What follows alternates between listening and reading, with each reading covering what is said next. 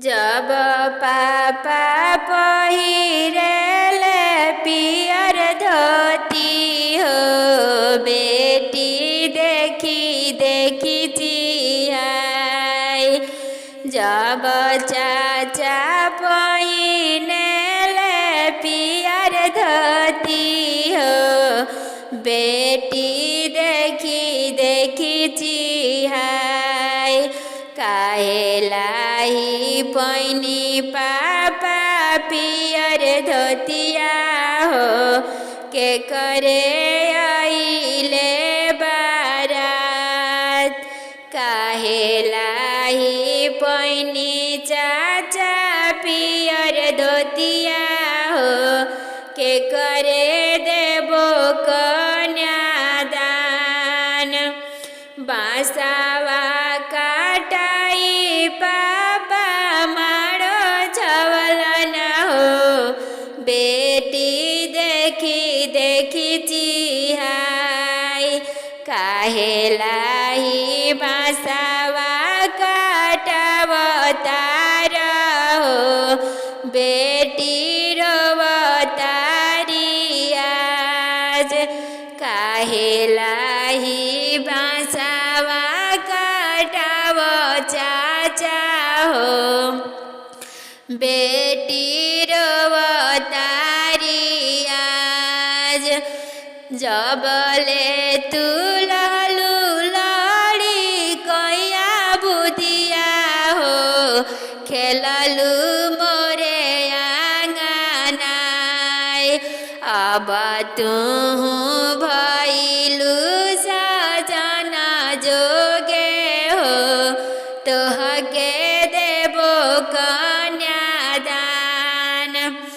अब तू भइलू सजन जोगे हो, बेटी देबो कन्यादान।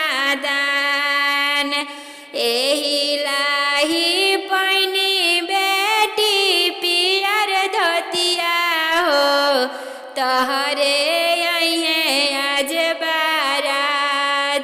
माड़ावा बैठाई बेटी दान करबो, तोहके भेजबो ससुराल। माड़ावा बैठाई बेटी दान करबो, तोहके भेजबो ससुराल। खोरवन खोरवन पापा दूधवा पियनी हो, पाली पोसी कैल से आन। धियावा के दानया कर देब हो, करब घर सुनसान। बेटी के दान पापा कर देब हो, करब घर सुनसान। विधि के हाई है विधान बेटी हो, बेटी हाई नु पाराई। देई कन्यादान बेटी सिरावा के हो, आज बोझावा उतार। देई कन्यादान बेटी सिरावा के हो, आज बोझावा उतार।